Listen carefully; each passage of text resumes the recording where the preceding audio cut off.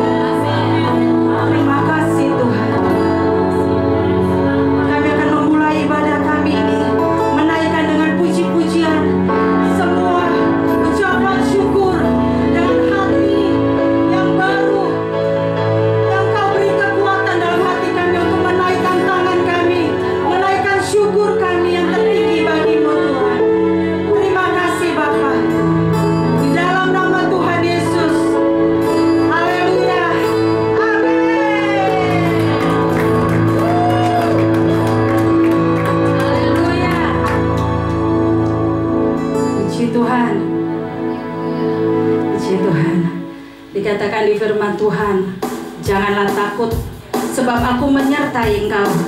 Janganlah bimbang, sebab aku ini Allahmu.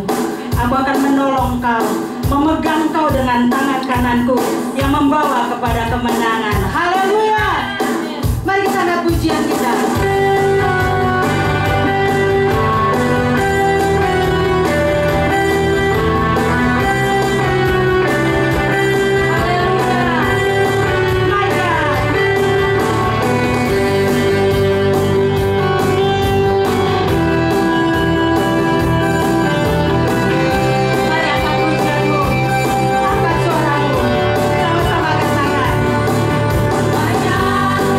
It's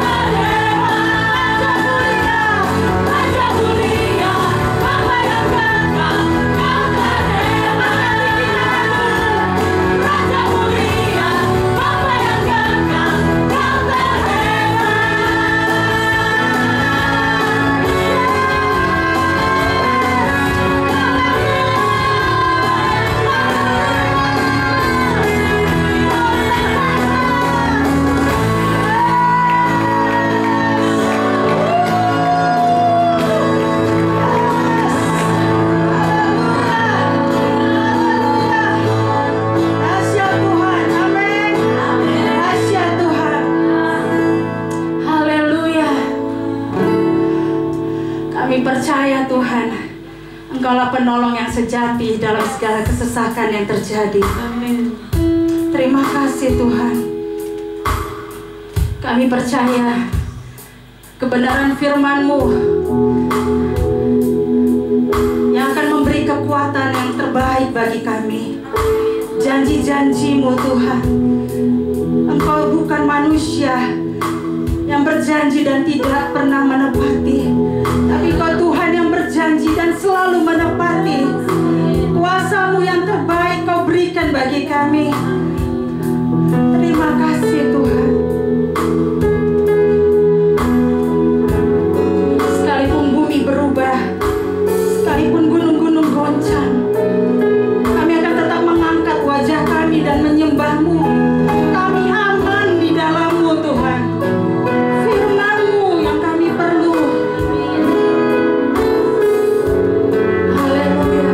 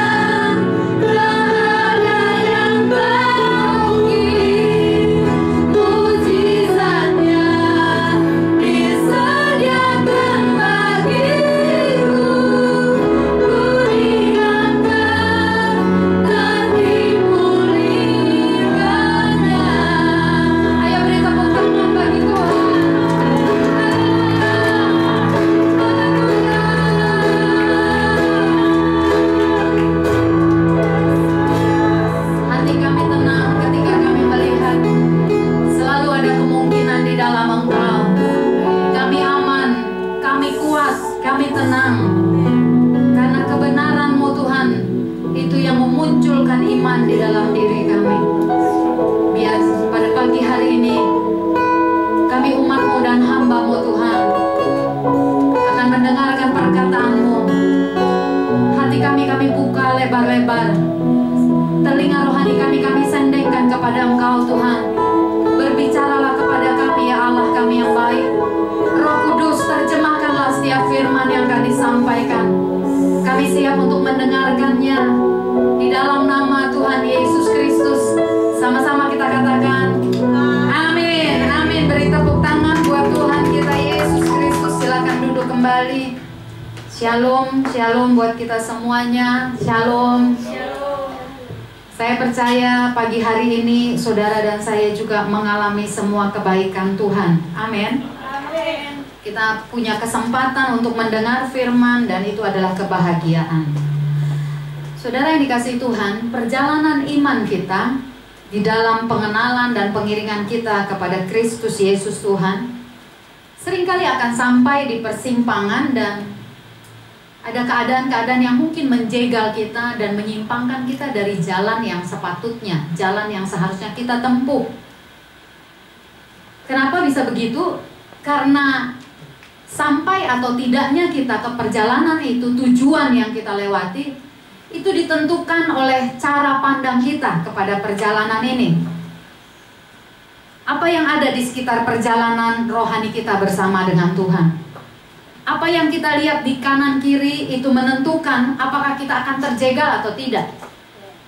Mari kita lihat dari Matius 16 ayat 21 sampai 23. Mari kita bangkit berdiri, kita akan baca ayat firman Tuhan ini. Matius 16 ayat 21 sampai 23. Sejak waktu itu, mari kita baca firman Tuhan ini sama-sama. Saudara sudah dapat semuanya? Amin. Mari bangkit berdiri dari tempat dudukmu. Baca ayat firman Tuhan ini sama-sama. Perhatikan kanan kiri apakah dia membaca atau tidak.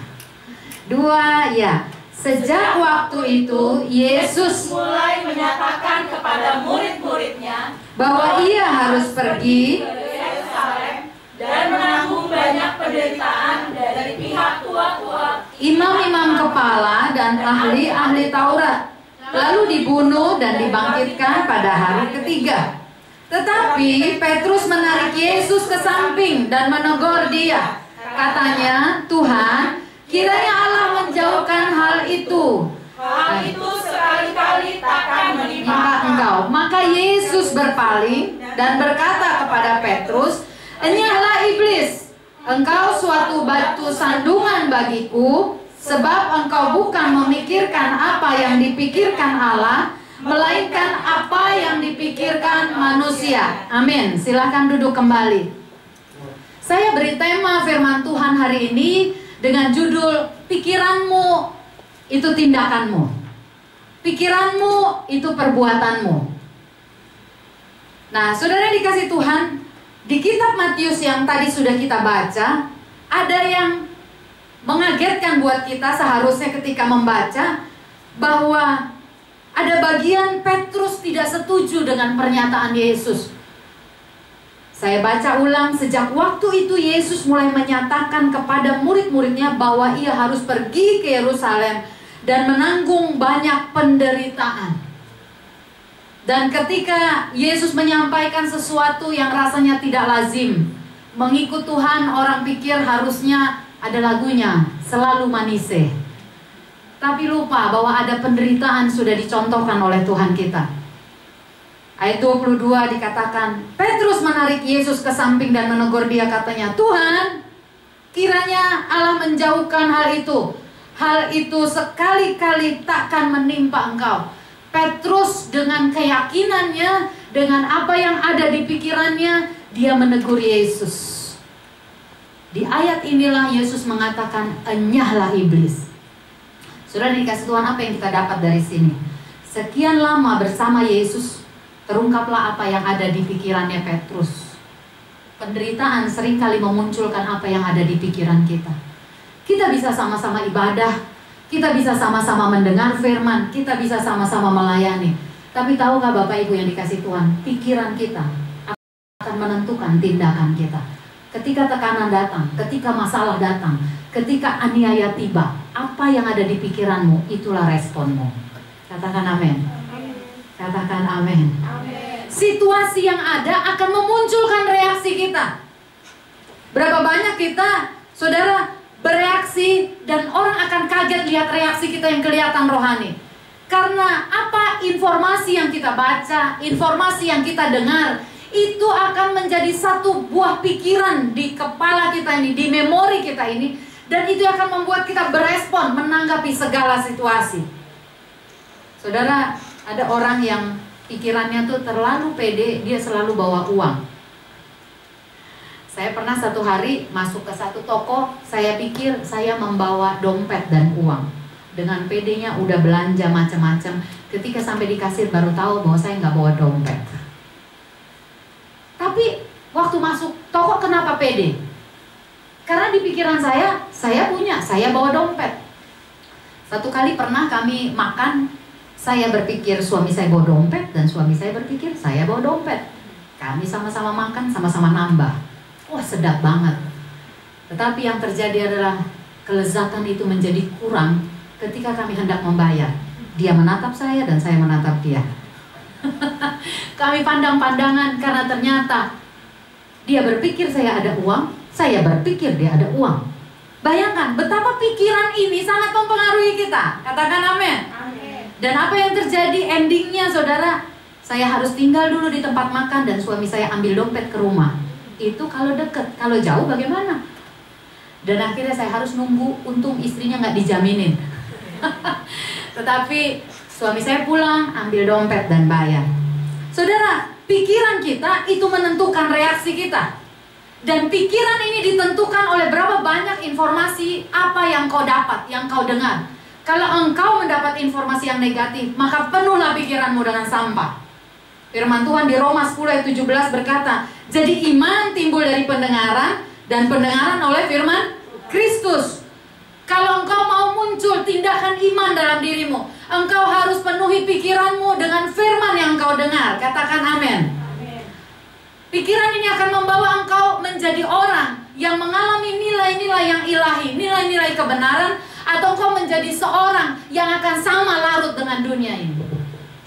Dunia ini sedang larut dengan yang namanya virus corona. Tidak ada yang salah dengan saudara mendapatkan infonya. Tetapi perhatikan, apa yang memenuhi pikiranmu itu yang menentukan reaksimu. Bilang kanan kiri, hati-hati dengan yang kau dengar dan kau baca. Amin. Amin. Bahkan Yesus bilang begini kepada Petrus, "Enya iblis, engkau suatu batu sandungan bagiku." Dengar para pelayan Tuhan, engkau bisa melayani, engkau bisa dengar firman, tapi seringkali dalam satu titik kesulitan, kalau engkau tidak terus direndam oleh firman, engkau akan jadi batu sandungan buat Tuhan. Ngeri banget ya. Jadi batu sandungan. Bayangkan Yesus, gurunya Petrus, sekian lama bersama-sama dengan dia, dan hari itu Yesus berterus terang, "Enyahlah iblis, engkau satu batu sandungan bagiku." Yang Petrus reaksikan itu adalah ketakutan. Dia berpikir kalau ikut Tuhan harusnya nggak alami penganiayaan. Dia lihat Yesus rajanya yang melakukan mujizat, tapi dia harus dengar sang raja, sang guru itu berkata, "Aku akan mengalami penderitaan, ini waktunya." Sekian lama bersama baru terungkap. Saudara, akan tiba waktunya semua kita akan alami. Apa yang kita pikirkan itu akan memunculkan reaksi kita. Saya akan sampaikan 3 hal. Apa yang membuat, apa yang harus kita lakukan untuk kita memiliki pikiran yang tidak menjadi batu sandungan. Haleluya. Amin.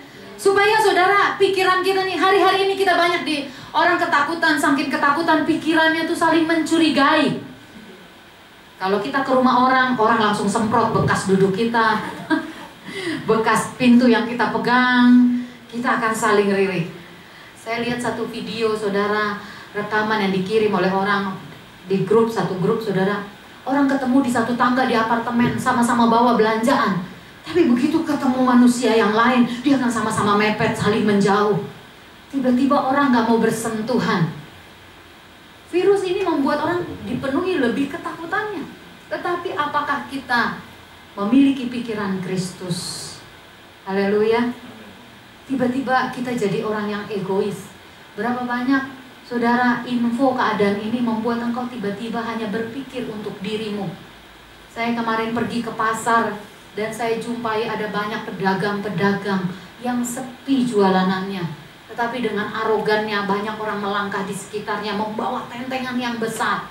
Saya lihat orang yang dagang sendal di pinggir, orang yang dagang topi, barang-barang yang bukan kebutuhan pokok. Dia gigit jari lihat orang menenteng banyak barang bahan pokok. Tetapi tidak ada satupun yang peduli dengan dia. Pikiran menentukan tindakan. Berapa banyak kita tidak sempat tanya orang yang tinggal sama kita. Kita sibuk dengan diri kita sendiri. Tadi pagi sang mbak yang mencuci di rumah saya ketemu saudara dan saya bilang saya titipkan beberapa bagian kecil. Tetapi itu membuat dia terharu. Dia bilang aku kerja di beberapa tempat, tapi aku lihat mereka menimbun beras, mereka menimbun apapun. Mereka beli masker, mereka beli hand sanitizer, tapi tidak ada satupun yang kasih aku. Haleluya. Saya berdoa saudara, biarkan kita kembali disadarkan. Ingat Petrus, pikirannya menentukan reaksinya. Biarkan di tengah-tengah dunia ini pikiran Kristus yang membuat kita bertindak seperti Kristus guru kita. Mungkin kita berpikir aku gak cukup, aku beli masker sekian banyak gak akan cukup. Tetapi tahukah saudara, Tuhan suka kepada orang yang peduli juga dengan lingkungan sekelilingnya. Haleluya. Bukankah mujizat masih ada? Dia bisa memberkati engkau dan saya. Mungkin kau berkata aku harus nyetok untuk sebulan, untuk 2 bulan, untuk seminggu. Tapi saya mau katakan, hatinya yang dipenuhi dengan pikiran Kristus, hatinya tuh mudah berbelas kasihan. Haleluya.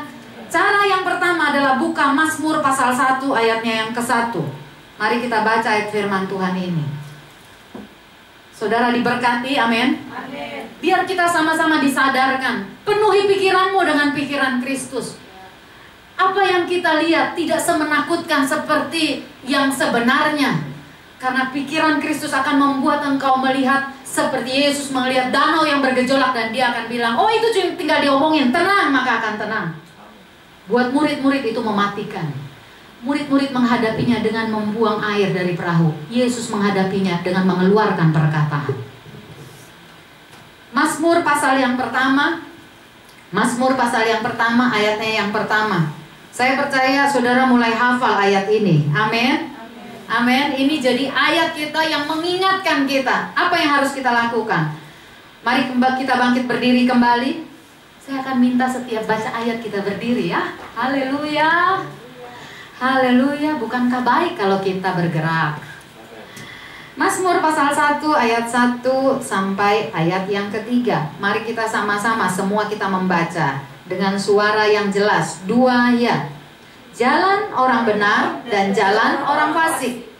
Berbahagialah orang yang tidak berjalan menurut nasihat orang fasik, yang tidak berdiri di jalan orang berdosa, dan yang tidak duduk dalam kumpulan pencemooh. Tetapi kesukaannya ialah Taurat Tuhan, dan yang merenungkan Taurat itu siang dan malam. ia seperti pohon yang ditanam di tepi aliran air, yang menghasilkan buahnya pada musimnya, dan yang tidak layu daunnya. Apa saja yang diperbuatnya berhasil. Silahkan duduk kembali. Yang pertama, bagaimana engkau bisa memiliki pikiran Kristus yang membuat engkau bertindak seperti Kristus gurumu. Yang pertama adalah Mazmur menjelaskan, yang kesukaannya ialah Taurat Tuhan, dan yang merenungkan Taurat itu siang dan malam. Katakan amin. Taurat itu, firman Kristus itu jadi panduan buat engkau dan saya.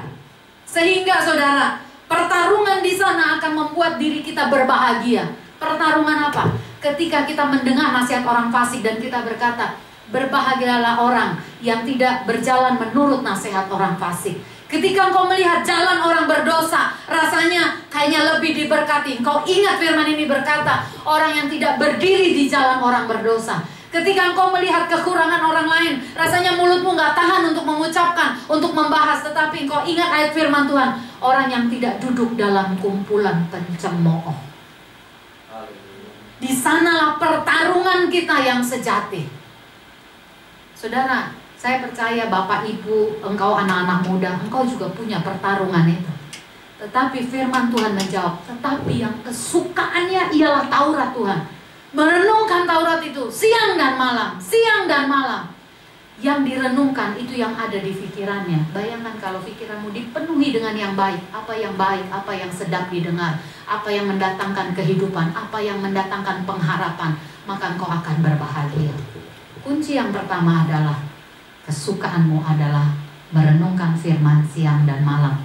Katakan, tetapi yang kesukaannya ialah Taurat Tuhan. Amin. Kesukaanmu bukan cuma nonton tentang data, berapa yang meninggal, berapa yang ini. Sampai kita tuh udah kayak pusat informasi. Anda boleh mendengar, tetapi tidak boleh Anda lebih tahu itu daripada janji Tuhan buatmu. Amin. Amin. Sampai engkau mau melangkah takut. Saya cerita, kalau mau berangkat hati-hati. Anak saya juga bilang, hati-hati Ma. Saya dengar orang bilang, jangan lupa hand sanitizer. Udah jarang lagi orang yang ngomong gini, jangan lupa doa dulu ya. Enggak lagi. Tiba-tiba masker dan hand sanitizer di atas semuanya. Tidak bilang gini, hati-hati, doa dulu. Ingat ya, yang diingetin apa sekarang? Masker, hand sanitizer. Tiap bangun pagi, saya juga kadang bilang gini, udah minum air hangat belum? Lupa bilang, udah doa belum nak? Udah nyembah? Coba goncang kanan kirinya bilang bertobat. Amin. Supaya kita ini saudara jadi orang yang kelihatan pikirannya sudah dipenuhi dengan ketakutan. Apa yang membuat Anda bereaksi seperti itu? Karena engkau takut kena. Haleluya. Amin. Dan pertarungan kita dalam merenungkan firman akan membuat kita berbahagia. Katakan amin. Katakan sama-sama, pertarunganku mengikuti firman, merenungkan firman akan membuat diriku berbahagia, akan membuat diri kita berbahagia. Katakan amin. Yang kedua, bagaimana, apa yang diperlukan untuk memiliki pikiran yang tidak menjadi batu sandungan? Yang paling parah kok jadi batu nisan, cuma jadi peringatan aja dari situ. Yang kedua adalah menaklukkan pikiran yang mengarah kepada ego, diganti kepada Kristus. Menaklukkan pikiran yang mengarah kepada ego, diganti kepada Kristus. Saudara ingat kisahnya ketika Yesus dibawa oleh Roh ke padang gurun di Matius pasal 4. Yesus dicatat di sana dia menaklukkan egonya. Ketika dia dibilang, rubahlah batu ini menjadi roti. Bisa nggak menurut Bapak Ibu? Sangat bisa. Kata dia berkata, setan berkata, iblis berkata, jatuhkanlah dirimu ke bawah. Sangat bisa. Ada firman Tuhan berkata, malaikat akan menatang engkau. Tetapi Yesus menaklukkan egonya. Sekalipun dia bisa melakukannya, tapi firman harus ada di depan. Katakan amin. Katakan firman harus ada di depan. Itu melebihi semuanya. Ego kita saudara, sebagai manusia, kita suka dilayani. Siapa yang gak suka dilayani? Dan orang selalu berpikir bahwa yang terbesar, yang hebat adalah yang dilayani. Betapa orang kita lihat, kita tuh kok melihat orang banyak ajudannya yang jaga, terus mau ngapa-ngapain ada yang layani. Oh rasanya itu orang hebat. Tetapi lihat Matius 23 ayat 11 saya baca, barang siapa terbesar di antaramu, ia harus menjadi pelayanmu. Itu pikiran Kristus. Katakan amin. Kalau Anda ingin menjadi yang terbesar, Anda harus saling melayani satu dengan yang lain. Waktu engkau melayani, engkau mendapatkan upahnya yang terutama adalah Di mata Tuhan engkau menjadi yang terbesar. Katakan amin. Apalagi saudara, nilai-nilai yang dunia taruh di pikiran kita. Coba buka, satu orang baca dari Roma 12 ayat 14. Nanti saya akan baca 12 ayat 17. Lihat Roma 12 ayat 14. Ini pikiran Kristus. Katakan pikiran Kristus. Dan selalu berlawanan dengan ego. Roma 12 ayat 14 berkata, berkatilah siapa yang menganiaya kamu, berkatilah dan jangan mengutuk. Betapa berbedanya dengan apa yang selama ini dunia suntikan di pikiran kita. Roma 12 ayat 17 berkata, janganlah membalas kejahatan dengan kejahatan, lakukanlah apa yang baik bagi semua orang. Katakan amin. Amin. Jadi kalau suami satu waktu dia lupa untuk memberikan ucapan selamat ulang tahun, jangan kita balas pas dia ulang tahun kita nggak ucapin. Haleluya. Kita bilang, giliran gue ulang tahun dia nggak ngucapin, aku nggak ucapin lagi. Saudara, kita akan sampai di tujuan ketika pikiran kita ini kita rendam dalam firman. Katakan amin. Amin. Mari bangkit berdiri, kita baca lagi. Dua ini saja yang akan saya sampaikan di tengah-tengah kita. Yang pertama, kesukaannya adalah Taurat Tuhan, merenungkan siang dan malam. Dan yang kedua, menaklukkan pikiran yang mengarah kepada ego, diganti kepada Kristus. Ada ayat yang berkata, kalau engkau ditampar pipi kanan marah, maka kasih bogem kiri. Banyak kita rasanya bertentangan apa yang firman Tuhan sampaikan. Itu sebabnya saya berkata begini saudara, pertarungan kita adalah ketika kita menaklukkan ego dan mempercayai firman itu yang paling tepat. Katakan amin. Firman yang paling tepat. Anda boleh punya pertimbangan ABC, firman berkata apa. Saya sedang mengajak kita, gereja kita sedang mengarah gereja yang menyukai dan hidup dalam firman. Pagi engkau baca firman, siang engkau baca firman, malam engkau baca firman. Ketika engkau menghadapi masalah, ikuti tuntunan firman apa yang keluar di hatimu. Engkau nggak lagi cari petunjuk orang dengan semena-mena. Engkau tidak bergantung kepada orang lain. Engkau hidup dituntun oleh firman. Katakan amin. Ketika suami saya tidak bisa dihubungi, ada di Papua, itulah kesempatan saya juga bertarung, memutuskan, membuat apapun dengan tuntunan firman. Kalau hari ini engkau alami waktu yang sulit saudara, apa firman yang menuntunmu? Haleluya. Apakah engkau sedang memberkati orang yang menganiaya kamu? Pernah nggak kepikir saudara beliin masker untuk musuhmu? Wah ini nih guru nih, guru yang paling ngeselin. Kasih tiba-tiba, Pak ini, padahal itu masker setengah ampun berebut. Kita kasih, Pak ini buat bapak, Bu ini buat ibu. Kepada orang yang ngebully kita, bisa nggak kita kasih? Karena firman Tuhan bilang, berikanlah kepada orang apa yang kau ingini. Waktu engkau mengingini, kau lepaskan. Kalau engkau mau lepaskannya kepada saudaramu yang baik kepadamu, apa bedanya engkau dengan orang di luar sana? Haleluya. Amin. Tapi waktu engkau bisa lepaskan kepada musuhmu, engkau menjadi pemenang. Haleluya. Coba kita buka Filipi 2 ayat yang kelima. Mari kita ibu-ibu kita bersemangat. Amin. Bapak-bapak juga semangat. Haleluya. Mari kita baca sama-sama. 2 ya. Hendaklah kamu dalam hidupmu bersama menaruh pikiran dan perasaan yang terdapat juga dalam Kristus Yesus. Amin. Silakan duduk kembali. Pikiran apa yang engkau tahu ada di dalam Kristus Yesus ketika dia berjalan melewati jalan Via Dolorosa, ketika dia dicambuk? Pikiran apa? Perasaan apa yang ada di hati Yesus? Bahkan di ujung perjalanannya, ketika dia terentang di atas kayu salib, darah udah menetes, udah habis, udah lemas.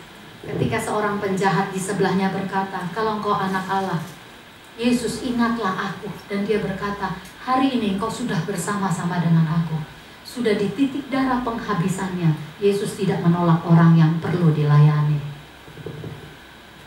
Itu pikiran dan perasaan sang guru kita. Hari ini saudara, Biarkan masing-masing kita mengintrospeksi diri kita. Biarkan firman ini masuk jadi rema buat kita. Apakah aku sedang memiliki pikiran dan perasaan Kristus? Apakah aku sedang memiliki pikiran perasaan Kristus dan aku berjalan menuju tujuan ilahi yang Tuhan taruh? Atau aku sedang berjalan menurut pikiran perasaanku? Jangan-jangan aku seperti Petrus yang ketika aniaya datang kita bilang enggak boleh itu terjadi. Ketika aniaya datang, enggak gitu ceritanya. Ketika kita mengalami jalan-jalan buntu, kita berkata, kenapa buntu? Tapi Yesus berkata, enyahlah engkau iblis, kau batu sandungan bagiku. Teman-teman, keluarga, saudara yang dikasihi Tuhan, ini waktunya hidup kita makin dimurnikan. Amin. Makin dimurnikan. Kita makin, saudara, mengalami banyak hal dan membuat kita satu yang kau perlu, pikiran dan perasaan Kristus. Mari tutup Alkitabmu. Ayo hadapkan hati kita kepada Tuhan.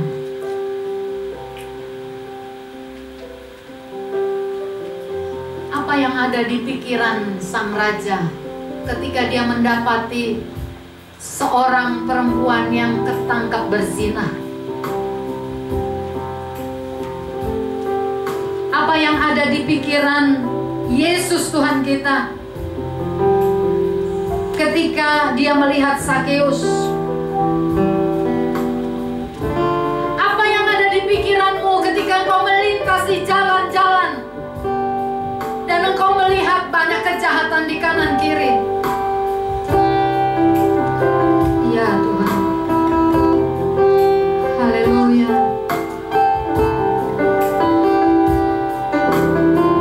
Ya Tuhan, biar hari ini bawa kami Tuhan umat-Mu untuk menaklukkan setiap ego kami, bersedia bertarung dalam segala kemurahan-Mu di pikiran kami.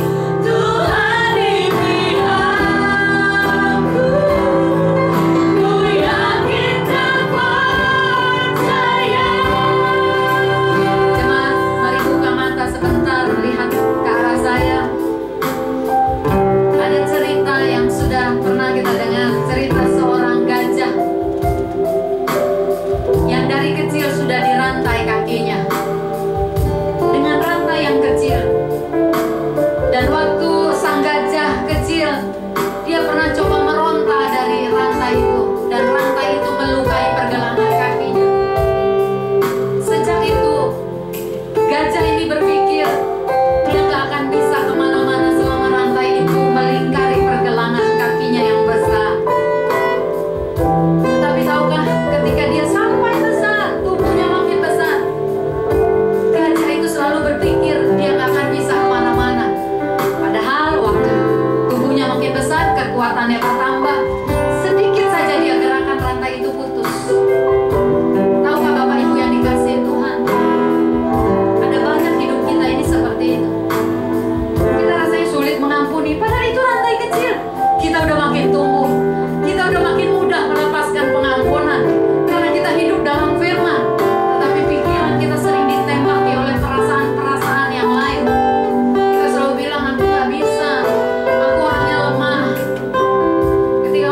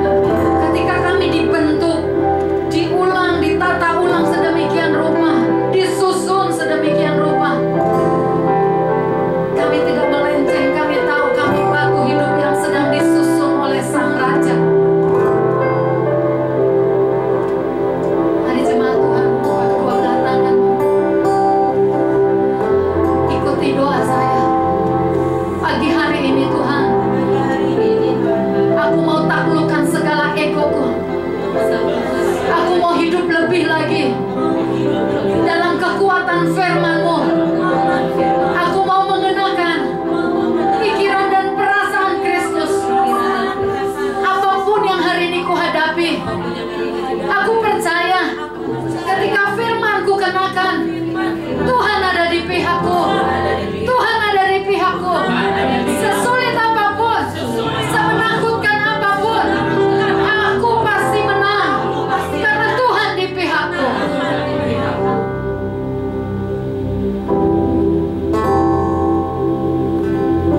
Aku melepaskan berkat kepada umat-Mu, Tuhan. Mereka yang sekarang terbaring sakit dan dipenuhi kecemasan, terimalah kesembuhan di dalam nama Yesus. Terimalah kuasa bilur-bilurnya yang menyembuhkan.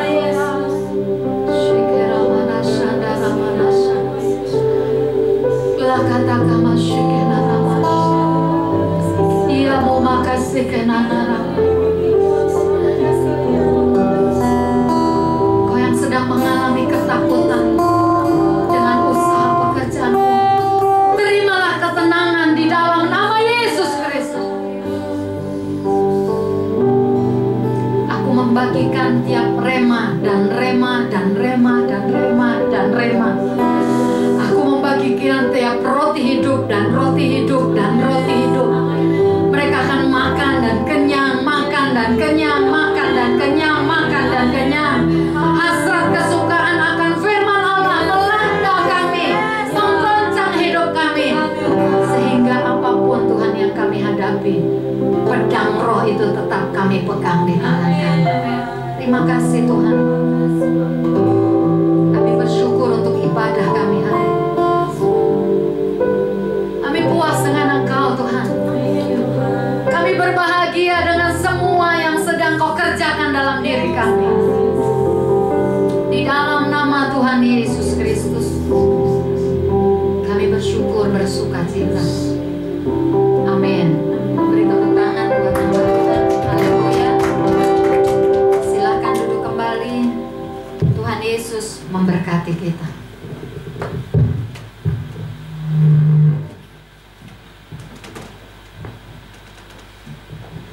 Haleluya. Saudara diberkati firman Tuhan. Amin. Amin. Baik, kita akan sama-sama mendengarkan pengumuman sepanjang minggu ini. Kita akan boleh sama-sama menyimaknya. Yang pertama, kita akan kembali beribadah bersama minggu depan di jam yang sama. Tetaplah setia beribadah. Amin. Dan ada ibadah doa malam 27 Maret 2020. Dan untuk informasi lain akan segera diinfokan di grup melalui sekretariat, di grup GPI Kemah Pujian. Haleluya. Haleluya. Baik, saat ini kita akan sama-sama memberikan persembahan kita. Mari kita siapkan persembahan, dan sebelumnya kita akan berdoa bersama.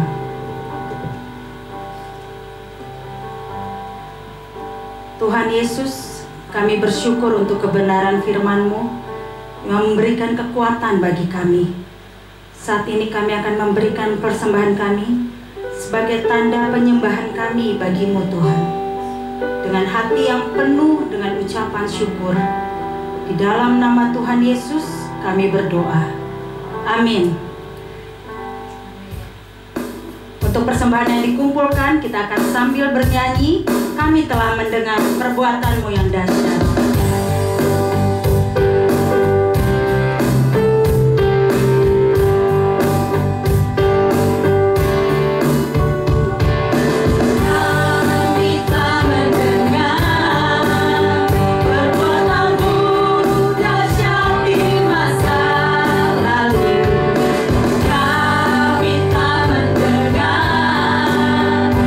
Kemasyuran-Mu ya Tuhan.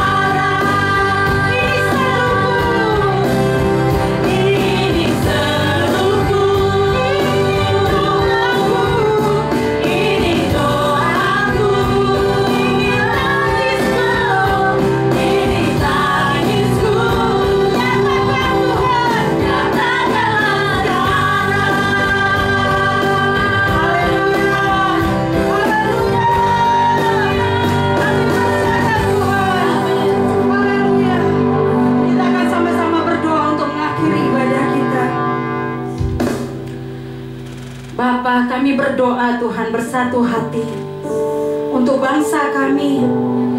Engkau beri hikmat bagi Bapak Presiden dan jajaran yang ada di pemerintahan Tuhan. Engkau beri hikmat bagi mereka sesuai dengan apa yang Kau mau. Engkau akan menyelesaikan semua yang terjadi di bangsa kami dengan cara-Mu yang ajaib. Kau akan pulihkan perekonomian bangsa kami dalam nama Tuhan Yesus. Tidak ada virus yang bertahan karena kuasa-Mu yang melawat bangsa kami. Kami berdoa bagi setiap dokter dan perawat di semua rumah sakit. Kau beri perlindungan dan kekuatan, sukacita dan kesabaran juga untuk keluarga mereka. Kami juga berdoa Tuhan untuk semua jemaat GPI Kemah Pujian. Ada proteksi Tuhan bagi kami, dan apapun yang terjadi tidak akan menghalangi kami untuk tetap menyembah-Mu. Kami semakin mencintai firman Tuhan. Keadaan ini akan menjadi peperangan untuk kami semakin mencintai firman Tuhan, sehingga pedang yang kami miliki adalah pedang firman yang tajam. Kami semakin memiliki pikiran Kristus dan perasaan Kristus dalam setiap langkah kami, sehingga hidup kami menjadi kesaksian yang hidup bagi kemuliaan nama-Mu Tuhan. Saudara-saudara, di akhir ini mari kita sama-sama deklarasikan dari Mazmur 91 ayat 9, 10 dan 11. Kita katakan bersama-sama dengan kesungguhan hati. 1, 2, 3. Sebab Tuhan ialah tempat perlindungan-Mu yang maha tinggi. Telah Kau buat tempat perteduhan-Mu. Malapetaka tidak akan menimpa kamu, dan tulah tidak akan mendekat kepada kemah-Mu. Sebab malaikat-malaikatnya akan diperintahkannya kepadamu untuk menjaga engkau di segala jalan-Mu. Katakan amin. Amin. Kita akan bersama-sama menerima berkat Tuhan.